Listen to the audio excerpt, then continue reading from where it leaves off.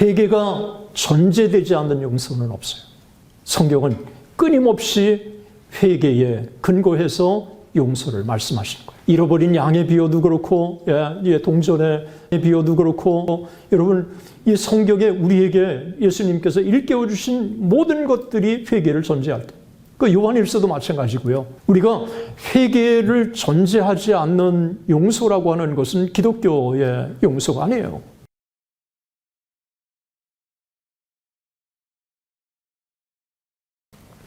여러분, 구원파가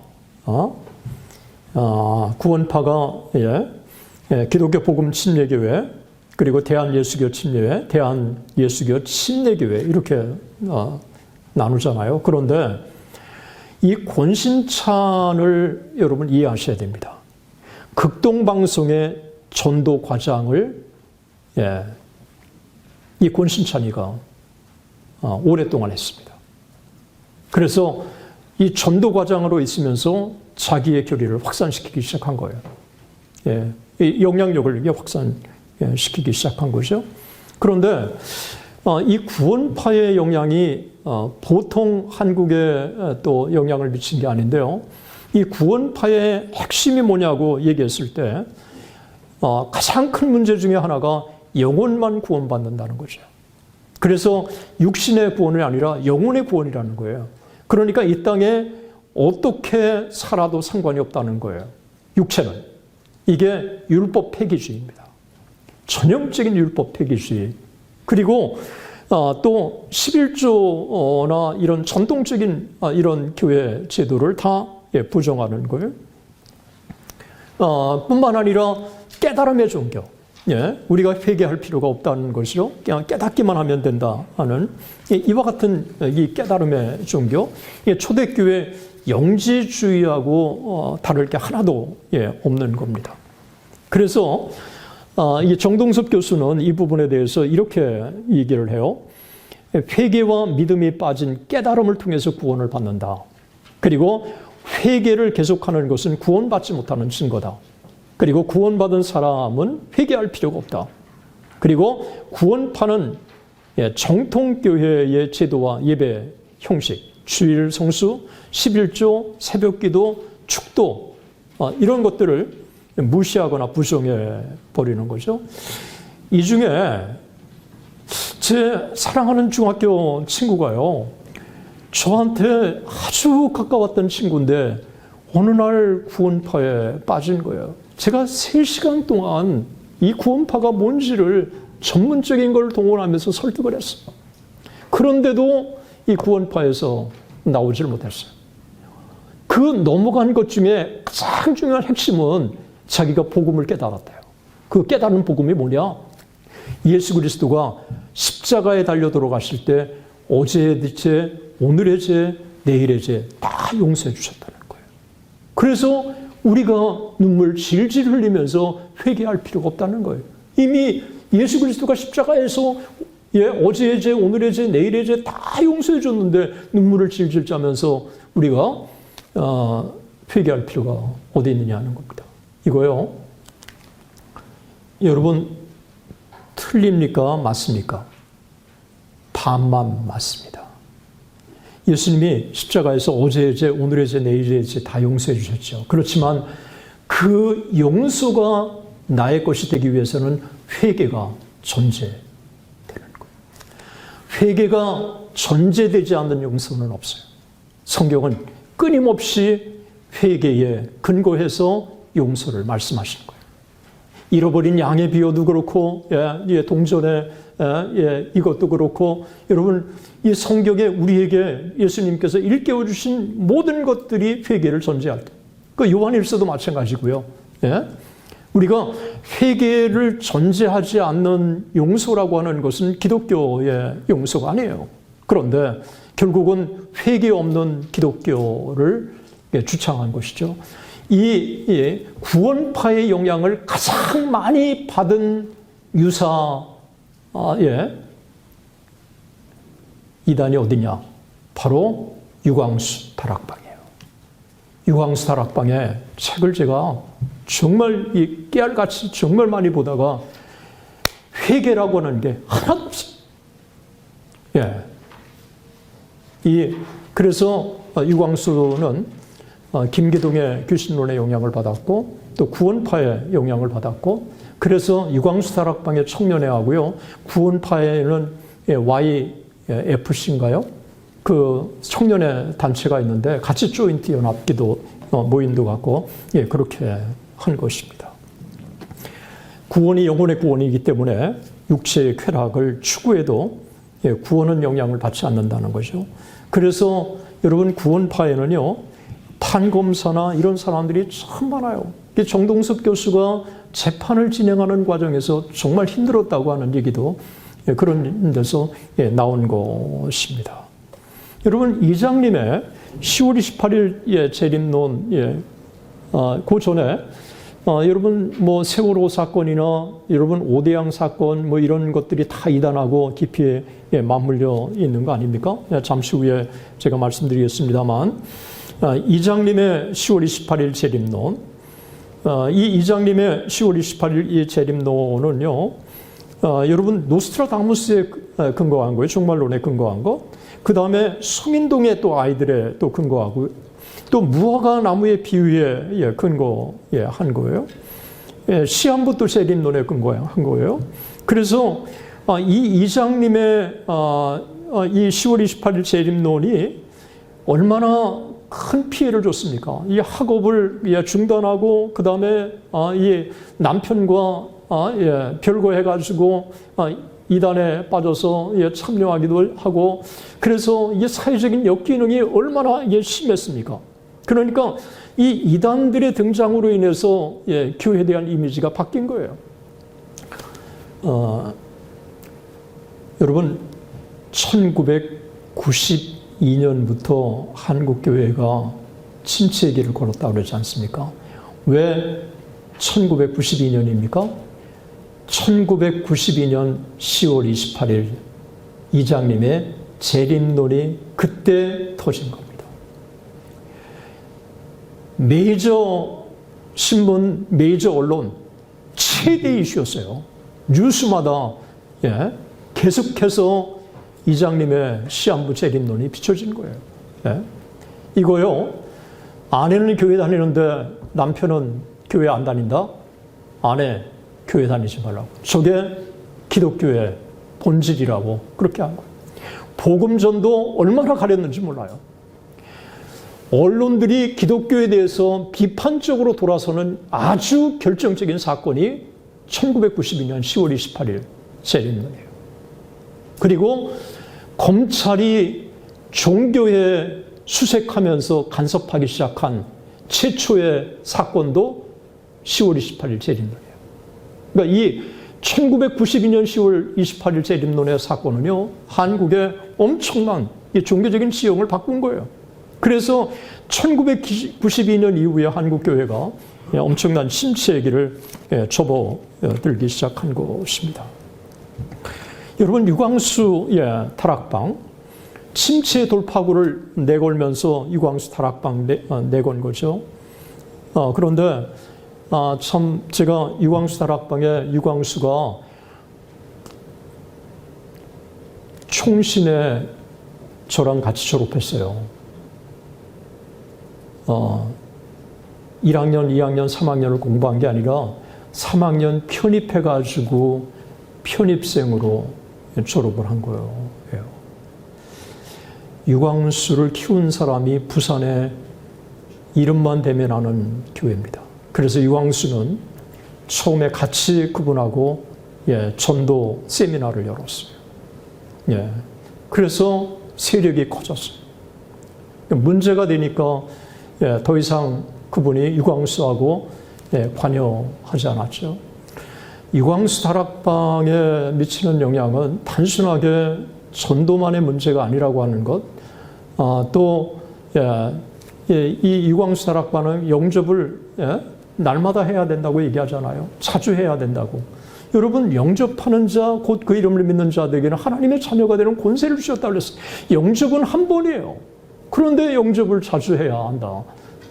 그리고 김기동의 영향도 받고, 그리고 또 구원파의 또 영향도 받고, 또 뭐 천사의 동원령, 귀신론, 여러분 아무것도 아닌 것처럼 보이지만 하나하나 이 회개가 없는 이 기독교, 상당히 전도를 많이 강조하면서도 이단의 가르침이 아주 그 가르침 속에 잘 녹아 있습니다. 유광수 다락방, 그리고 유광수 다락방에 참 이런 얘기 참 해도 되는지 모르겠습니다만, 제가 이단과 맞서고 그러니까 유광수 다락방에서 나온 사람이 저한테 얘기하더라고요.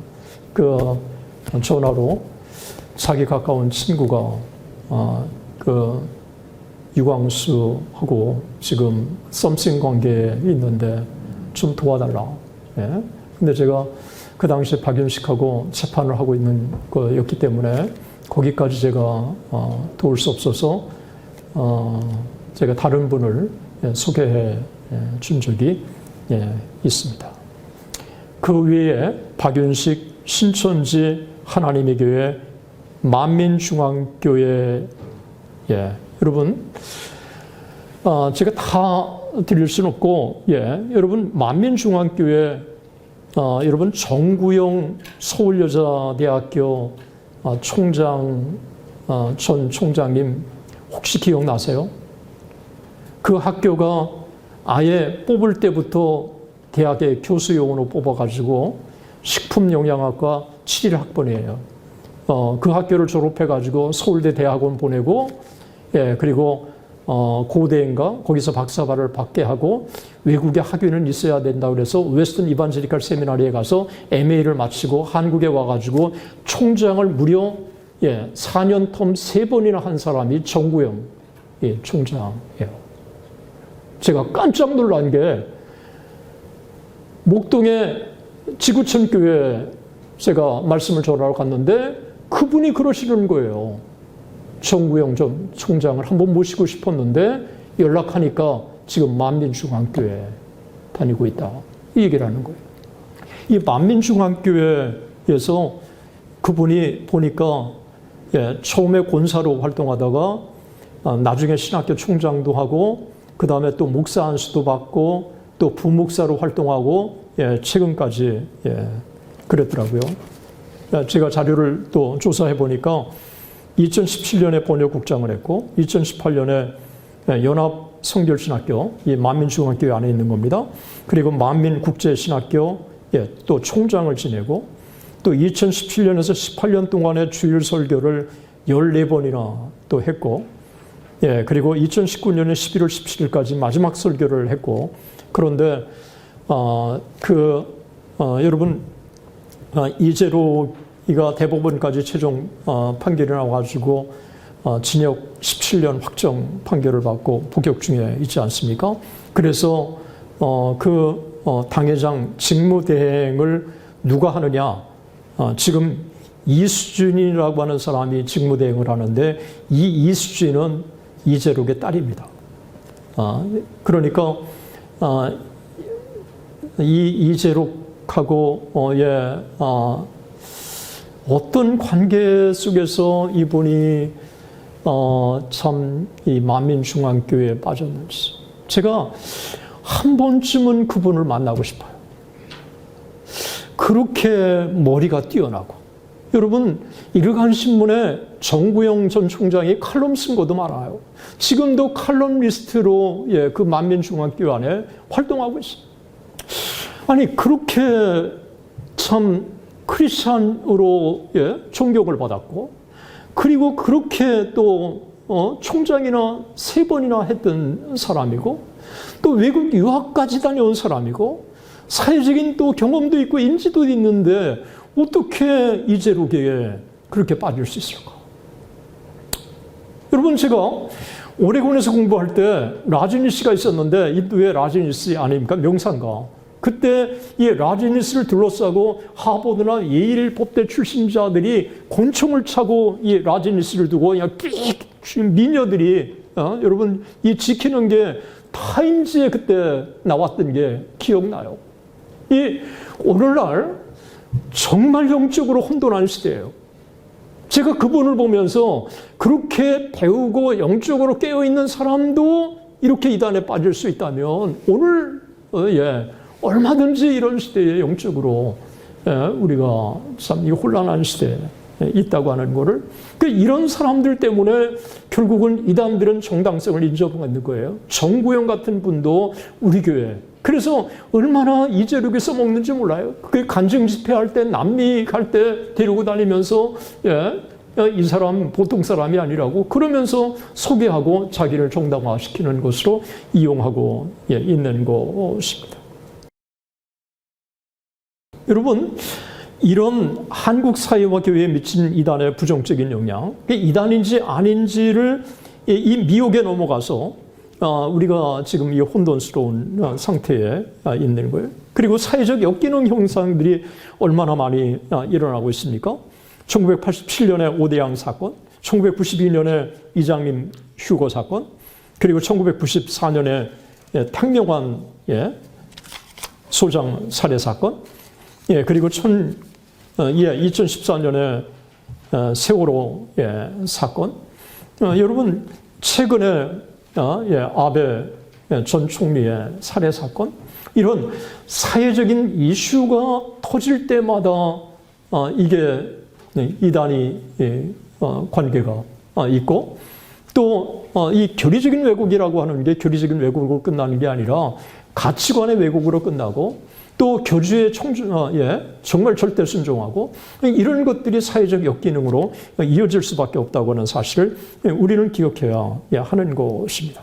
그래서 1992년에 10월 28일 재림론이 한국의 영적인 완전한 지평을 저는 바꾼 것 중에 한 사건이었다고 여겨지고 동시에 이 시대에 또 신도시의 개발을 통해서 과천이나 분당이나 일산이나 화정이나 이런 신도시 개발로 예배 환경이 또 바뀌게 되는 것들이 이런 것들이 한국교회 그 적지 않는 내부적인 영향을 미친 것이죠.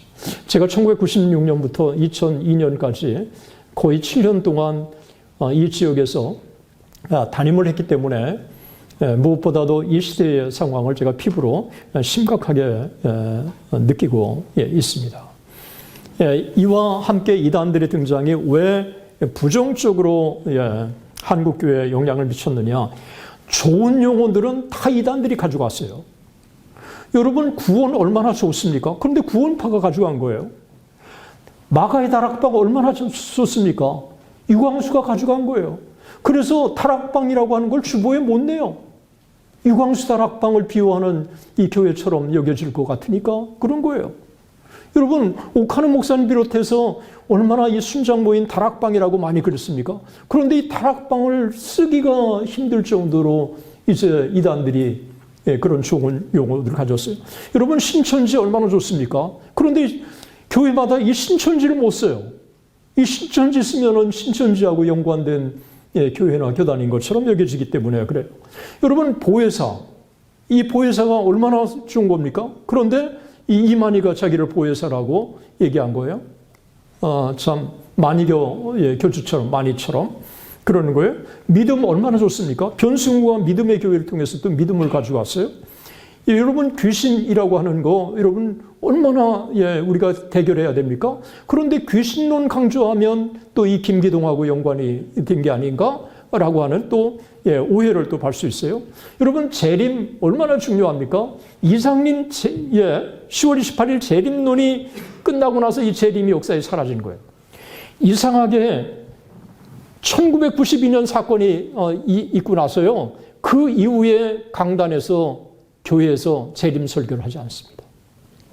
그 재림을 누가 가져갔느냐? 이단들이 가져갔어요. 그래서 계시록을 이단들이 가장 많이 써먹고 자기 세력으로 확장을 하고 있어요. 이 재림의 신앙은요. 너무너무 중요한 것입니다. 언더우드가 한국에 왔을 때 릴리아 스코튼이 그의 아내가 얘기해요. 언더우드의 아버지 존 언더우드는 평생 동안 주님이 자기 생전에 재림하실 것을 알고 그 재림 신앙을 기다렸다. 그리고 언더우드 역시 스코필드 성경을 번역해서 한국에 소개할 정도로 이 재림신앙을 중요시 여긴 거예요. 한국에 파송된 선교사들이 그래서 역사적 뭐 전철연설 이런 종말론의 신앙에 대해서 많은 관심을 가지고 번역해서 한국에 소개해 준 것도 그런 이유라고 볼 수 있습니다. 한국교회 10월 28일 재림론 이후에 이 재림에 대한 설교가 사라졌습니다. 우리 한국교회 이단들로부터 다 가지고 와야 돼요. 우리 신천지도 가져와야 되고, 여러분 전도도 가져와야 되고, 믿음도 가져와야 되고, 그리고 구원도 가져와야 되고, 우리가 이 재림의 신앙도 가져와야 돼요. 정말 이 시대가 영적으로 어떻게 바뀌고 있고 어떻게 변화를 겪고 있는지 우리가 민감하게 시대적인 상황을 읽어봐야 합니다. 여러분 동의하시죠? 네. 지금 우리도 모르는 사이에 이렇게 시대가 변하고 있다는 것을 여러분 여겨지고, 우리가 그것 때문에 두려워가지고 움츠러들고 그래서 정작 복음을 가르쳐야 되는데 제대로 된 복음을 못 가르치는 환경이 조성되고 있는데, 이런 환경 속에서 우리는 과감하게 우리는 강단에서 다시 정말 바른 복음, 역사적인 복음들을 우리가 회복해 나가야 되는 것입니다. 이단들이 정치 세력화하고 있습니다. 경제 세력화하고 있고, 언론을 장악하고 대학 설립을 하고 인수하고 있습니다. 여러분, 안양대학교가 대순진리회로 넘어갔습니다.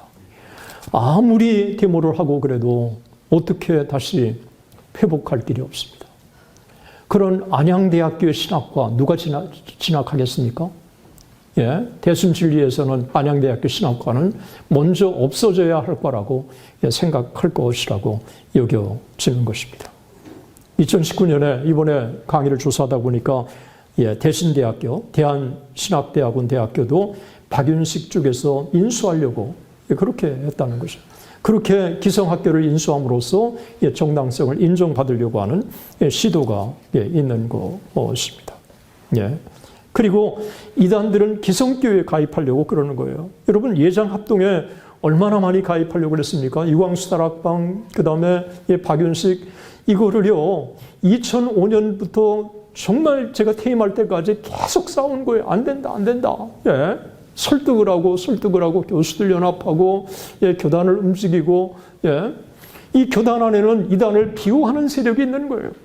돈 앞에 무릎을 꿇고 약한 이 세력들이 있으니까 이 이단들을 비호하는 거예요. 예장통합도 그래요. 예장통합은 건전하다고 생각했는데, 여러분 2016년에 9월 22일 날 김리동, 변승우, 이명범, 박윤식 이런 4개의 이단을 이단 해제시키기로 그렇게 최영남 총회장님이 임원회에서 결정하지 않았습니까? 이 임원회가 결정되고 나서요, 증경 총회장들이 엄청나게 반대했고요. 그 다음에 교수들도 서명해서 기자회견하고 반대하고, 그러니까 할 수 없이 2016년 9월 22일 날 최영남 총회장이 모임을 갖고 철회했고, 그리고 감사하게도 100일의 총회에서 2016년 총회에서 이단을 더 이상 이들을 영입하지 않는 걸로 그렇게 최종 결정했고, 3년 동안 이 문제를 다시 상정하지 않도록 하는 것까지도 결정했습니다. 하나님께서 특별하게 은혜를 주시고 또 지혜로운 대부분의 총회들이 정말 좋은 결정을 했어요. 너무 저는 통합 총회 결정에 감사하고 있습니다. 그러니까 이 4개의 교단이 소송을 제기했습니다. 2016년 10월 11일 소송을 제기해가지고 임원회 결정 다시 철회하라. 뭐 그렇게 했는데 2017년 9월 26일 날 각하해서 법적으로 완전히 정리가 됐던 것입니다. 한계총이 이단 세력들에 의해서 점령을 당하자 주요 교단들이 여기서 탈퇴했습했습니다. 예장, 통합, 합동, 합신, 기성, 고신 다 기침 탈퇴했습니다. 이단들이 기성교회에 계속해서 영향을 미치려고 하는 움직임들이 계속해서 일어났는데 하나님께서 참 하나님의 방법으로 한국을 사랑하셨습니다. 참 여러분 9.11 테러 사건이 났을 때 이슬람 세력이 미국에 엄청나게 그 전에 제가 99년에 미국의 웨스트민스터의 교환 교수로 해서 느끼는데요. 그때 그 공원에서 어떤 분이 열심히 성경을 읽고 있더라고요. 참 너무 경건한 이 분위기에 너무 감사해서 다가가지고 성경 읽고 계시네요. 그랬더니 코란이라고. 자기는 친례교 디컨 출신이라고. 여러분 친례교 디컨은 장로교 장로와 마찬가지잖아요. 저는요 굉장한 충격을 받았어요. 그리고 그 당시에 미국에 가장 빠르게 성장하는 종교가 이슬람이었어요. 그런데 9.11 테러가 딱 난 거예요. 정말 엄청난 피해를 받았지만 미국의 이슬람에 대해서 다시 보기 시작하고 영국은 이미 이슬람이 점령했잖아요. 그런데 미국에는 이 이슬람에 대해서 경계하는. 그리고 세월호 사건이 나지 않았습니까? 이때 언론들이 다 비춰주면서 그 구원파가 이단이라고 다 비춰주기 시작했어요. 여러분 코로나 사건이 났을 때 신천지를 집중 조명해가지고 신천지가 혹독한 시련을 겪지 않았습니까? 전국에 이 신천지라고 하는 세력이 어떤지가 드러났어요. 또 인터컵도 코로나 문제로 그냥 언론에 보도가 되면서 또 문제가 있는 게 드러났어요. 참 하나님께서 한국교회를 이렇게 보호하시고 또 저렇게 보호하시면서 참 이 기성교회가 할 수 없는 그런 영적인 또 지평들을 또 하나님이 만들어 가셔서 일반 사람들도 이단의 실체를 알게 되고 또 이단이라고 하는 용어도 일반 사람들이 기독교와 구분해서 쓰는 분위기를 만들어 가시고 이런 분위기들이 한국교회 안에 일어난 겁니다.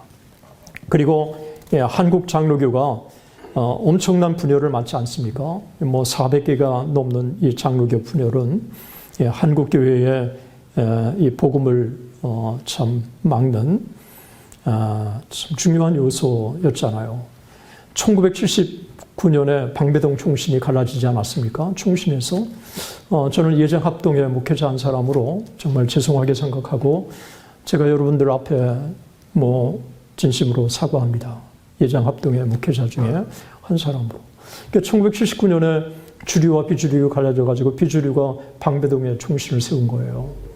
이 방배동 총신이 정말 컸습니다. 제가 82년에 총신에 입학했는데 우리 입학생 중에 한 사람이 그래요.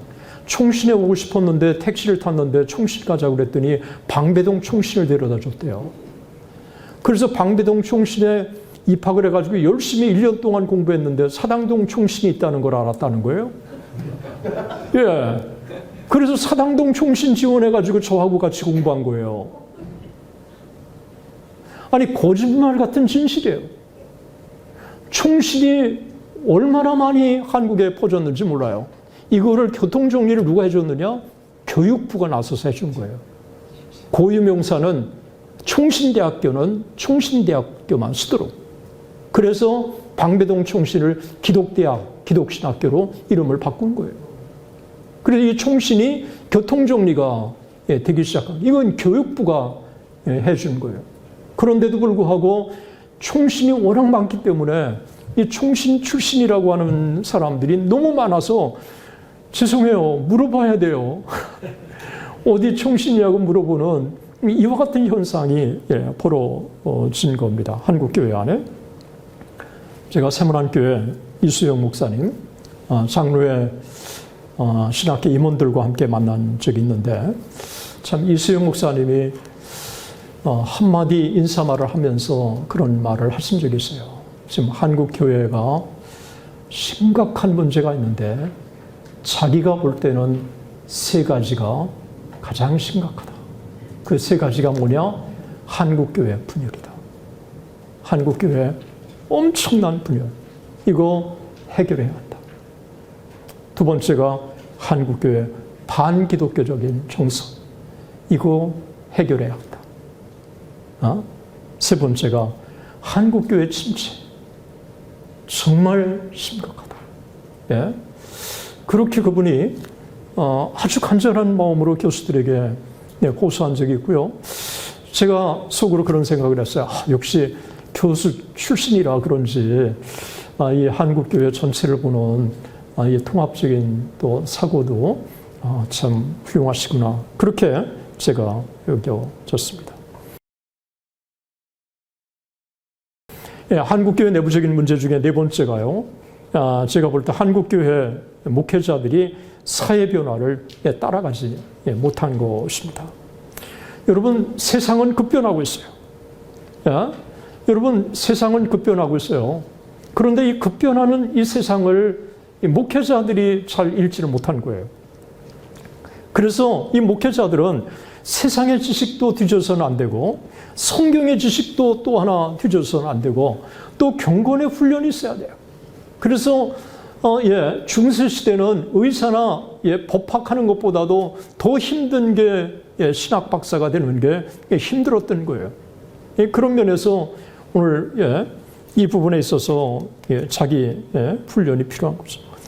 복음은 변하지 않지만 복음의 전달은 우리가 변할 수 있는 거죠. 이런 변하는 세상을 잘 읽어가는 이 안목이 우리에게는 필요한 것입니다. 우리가 이런 시대에 참 살고 있는데 이 평신도들은요 정말 대단해요. 제가 제 동서를 좀 말씀해 드려야 될 것 같습니다. 제 동서는 서울대 화공과를 나왔어요. 당시에 화공과는 의대 수준으로 인기 많았습니다. 그리고 한진그룹의 기획실에 담당하고 계셨던 인텔리였어요. 이분이 영락교회를 다녔는데 이 은혜를 받고 오고 갈 때마다 이 리시버를 들으면서 출퇴근하면서 이 설교 말씀을 듣고요. 그리고 더 깊이 성경을 보고 싶어서 주석, 이상문 목사님의 주석도 있고 주석을 사다가 열심히 그냥 보기 시작했어요. 이 평신도들의 수준이 높습니다. 그런데 목회자들이 평신도의 수준을 따라가지 못하고 있다고 저는 여겨져요. 이 평신도들은 끊임없이 열심히 노력하고 다른 사람들의 설교도 듣기 때문에 굉장히 발전하는데 이 목회자가 평신도의 수준을 따라가지 못한 거예요. 저희 연구소에 이 자원봉사로 돕고 있는 간사님 한 분이 계십니다. 정말 뛰어나요. 세상을 보고 있는 안목이나 정치가 뛰어나요. 저한테 호소해요. 목사님, 평신도들의 수준이 얼마나 높은지 목회자들은 모르는 것 같아요. 설교만 들어보면 저분이 준비된 설교인지 아닌지를 평신도들은 다 합니다. 라고 하는 얘기를 들은 적이 있어요. 우리 그 부분에 있어서 다 그런 건 아니죠. 목회자들 중에서 얼마나 많이 노력을 합니까? 다 그런 건 아니지만 이 부분에 있어서 그렇게 따라가지 못하는 부분들이 있다고 하는 것을 제가 말씀 좀 드리기를 원합니다. 다섯 번째는 미국의 열린 예배 영향으로 예배 형식이 급격하게 변화를 맞은 겁니다. 악기를 도입하더니 이제 교회 스크린 영상을 도입하고 또 극장식 무대로 무대를 바꾸게 되고 그리고 설교자들이 설교 원고 대신 아이패드를 들고 또 스마트폰으로 찬송가나 성경을 찾기 시작하죠. 여러분 긍정적인 영향이 있어요. 분명히 예배가 우리가 편리해요. 그리고 집중력이 있어요. 그리고 신속하게 예배를 진행할 수 있어요. 또 영상 문화에 익숙한 시대의 주류에 부응하는 건 사실이에요. 그러나 이게 꼭 긍정적인 것만은 아니라고 하는 사실을 제가 말씀드리기를 원하는 것입니다. 성경 찬송이 없는 예배 참석을 유도하는 거예요. 왜냐하면 스크린에 다 비춰지기 때문에 성경 찬송이 가지고 다닐 필요가 없어지는 거예요. 성경 찬송. 그래서 요즘에 성경 찬송 없이 교회 다니는 사람들이 참 많다고 하는 것을 여러분 주목해 봐야 합니다. 자기 성경이 있어야 표시도 하고, 그리고 오늘 돌아가서 그 말씀을 한 번 더 보기도 하고, 그리고 자기가 이 성경을 읽기 때문에 또 보고 그러지 않습니까? 성경 찬송이 없는 예배를 의도한 건 아니지만 오늘 한국교회가 그렇게 만들어가고 있다고 하는 사실을 여러분 주목해 주셔야 돼요. 제가 한 2년 동안 충영교회에서 강단에 설교할 수 있는 기회를 가졌습니다. 충영교회 설교 부탁을 받고 강단에 서서 말씀을 전하기 전에 충영교회 예배를 좀 드리면서 분위기를 보고 싶었어요. 충영교회 예배를 드리면서 제가 생각했던 충영교회에 대한 이미지가 확 바뀌었어요. 그 큰 교회에 스크린 하나 없고 강다 멀리서 보면 아주 작게 목사님이 보여요. 그런데 스크린이 없기 때문에 찬송을 다 들고 경건하게 예배를 드려야 되고, 또 스크린에 성경을 비춰주지 않기 때문에 성경을 찾아서 읽어야 되고, 그 예배의 경건이 얼마나 제 가슴에 와닿는지 제 안에도 깊은 감동을 받은 거예요. 그런데다가 찬양되는 악보 없이, 매주 악보 없이 그거를 암기해가지고 찬양 부르는 게 쉽지가 않잖아요. 그리고 예배 찬송을 미리 사전에 준비 찬송을 하는 것도 찬송만 해요. 저는 이렇게 경건하게 예배를 드리는 것도 정말 이렇게 그러면서도 은혜가 되고 도전이 되는 것 드물었어요. 저는 충영교회에 스크린을 도입하겠다고 했을 때 저는 도입하지 않았으면 좋겠다 내심으로 제가 그런 생각도 가졌었어요. 그래서 이 스크린 도입하는 문제를 가지고 충영교회 안에 논란이 있었는데 어떤 담임 목사님께서 원하시니까 그렇게 하자. 그래서 스크린이 도입되었습니다. 제 평생에 그 예배를 잊혀질 수 없는 예배를 지금도 기억하고 있습니다.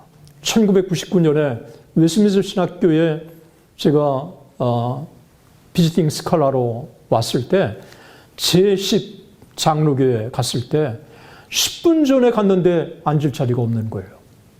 그래 의자를 해가지고 뒤에 2층에 자리 하나를 마련해서 예배를 드리는데 몽고메리 보이스 목사님이 메시지를 전하시는데 그렇게 경건하게 예배를 드리면서도 성경을 가지고 풀어서 하나님의 말씀을 쭉 전하는데 청중들이 어텐션이 딱 되는 거예요. 그러면서 저는 이렇게 장로교적으로 예배를 드리면서도 이렇게 감동이 올 수 있을까? 저는 그때 그 예배가 잊혀지지 않아요. 몽고메리 보이스 목사님이 말씀을 전하시는 거 제가 들었어요. 여러분, 저는 스크린 도입하고 하는 게 나쁘다고는 생각하지 않아요. 그러나 이 스크린의 예배 때는 찬송가를 가지고 와서 찬송을 부르도록, 그래서 충영교회는 찬송은 띄우지 않는 걸로, 목사님의 설교나 그런 것들은 하지만 찬송가는 띄우지 않는 걸로, 찬송가를 가지고 와서 예배를 드리도록. 뭔가 우리도 모르는 사이에 엄청난 이 예배 환경이 열린 예배 도입하고 이러면서 환경이 바뀌고 있다고 하는 것을 우리는 주목해 볼 필요가 있어요. 예? 그리고 전통적인 찬송가가 복음성으로 너무 많이 대치가 됐고, 그리고 대형교회 예배가 이제는 처음에는 다른 대형교회, 군속교회, 그러면서 모든 예배가 다 주의 영광 이곳에 가득해. 저 좋아해요. 그런데 이 한 교회가 이 유명하고 그러면 그게 그냥 마치 프로그램화돼서 이 전체 교회를 지배하는 거죠. 교회마다 다르고 또 청중이 다르고 또 교회에 하나님이 사용하시는 기대함이 다 다르기 때문에 그런 면에서 우리가 지금 미국 교회의 이 열린 예배 영향으로 이 예배가 급격하게 바뀌고 있다고 하는 이것도 예배 환경과 이 한국 교회에 적지 않는 영향을 미치고 있다고 하는 것을 보여주고 있습니다. 또 강대상까지도 이 어느 교회를 따라서 그대로 다 한 거예요. 제가 이제 2002년 사임하고 나서 사랑의 교회 부목사님이 후임으로 모셨어요. 참 좋으신 분이라고 생각해요. 그런데 부임하자마자 강대상 이 단을 사랑의 교회 스타일로 이 강단도 다 바꿨더라고요. 예. 사랑의 교회가 너무 좋으니까 그럴 수는 있지만 저에게는 그렇게 어느 한 교회의 스타일들이 한국 교회 전체에 그렇게 변모해가는 그런 현상들이 한국에 등장했다는 것입니다. 이보다 더 큰 문제는 이것입니다. 사실 이 부분은 저는 진지하게 여러분들에게 제 자신에게도 도전합니다. 왜곡된 교회 성장과 전도 이해입니다. 목회자들이 급속하게 신도시에서 교회 성장하기 시작하면서 자기 교회를 홍보해야 되잖아요. 오히려 기성의 신자들을 전도 대상으로 삼아야 되기 때문에 전도 방법을 바꿨어요. 예수 믿고 구원 받으십시오가 아니라 뭘로 바뀌었습니까? 전도는 목사 자랑이다. 전도는 교회 자랑이다.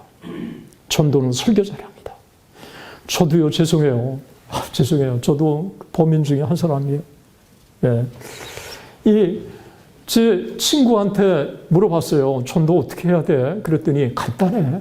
그거 교회 자랑, 목사 자랑, 설교 자랑 그것만 교인들한테 하라고 그러면 돼. 충신대학교 교수였겠다. 제가 사이즈는 물론 2층 교회지만 한 70명 또 모이는 교회였겠다. 또 설교 녹음도 또 잘해가지고 이렇게 또 깔끔하게 또 만들었겠다. 그래서 목사 자랑, 설교 자랑, 교회 자랑 하면 된다고 해가지고 저도 많이 써먹었어요. 그런데요, 이렇게 와서 교회에 등록한 사람들이 목사님에게 실망하고 교회에 실망하게 되면 교회를 등진다는 것입니다. 그걸 신앙을 등진다고 하는 것입니다. 이런 부분, 예수님은 우리에게 분명하게 말씀하지 않았습니까? 온 갈릴리에 두루다니사 그들의 회당에서 가르치시고 천국 복음을 전파하시고 모든 백성 가운데 모든 병과 모든 약한 것을 고치셨다고 마태복음 4장 23절에 말씀하고 있지 않습니까? 그런 면에서 이 부분에 있어서 우리가 이 부분에 한국 교회가 이 부분에 참 쉽게 예수를 믿게 되고 또 자기 교회 홍보를 하는 수단을 전도로 생각했는데 이것들이 결국은 한국 교회 복병으로 오히려 다가와서 한국 교회 문제가 됐다는 것입니다. 이 모든 것들 못지않게 반기독교 문화와 정서가 한국 교회에 등장한 거죠. 간통죄 폐지, 동성애 문제, 차별금지법, 전교조 활동, 그리고 기독교에서 이 한국 사회에서 기독교가 끼친 영향 얼마나 큽니까? 그런데도 이거를 학생들이 배울 기회가 없었던 거예요. 이 미션 스쿨이 선교사들이 세웠다고 하는 것도 모르기 때문에 오늘날 명문이 선교사들이 세운 것도 모르는 거예요. 제 제자 중에 한 사람이 그런 얘기를 해요. 교수님, 주일학교 학생들 데리고 연세대학교 앞에 가가지고 이 연세대학교를 선교사들이 세웠다고 그러면 학생들이 눈이 휘둥그레게 바뀐대요. 선교사들이 세운 학교가 이렇게 명문이 됐냐고 이 기독교에 대한 이미지가 바뀐대요. 3.1운동 때 기독교가 얼마나 중요한 역할을 했습니까? 그런데 3.1운동 때 기독교가 얼마나 중요한 역할을 했는지를 제대로 소개만 해줘도 기독교에 대한 이미지는 엄청나게 달라질 거라고 하는 것입니다.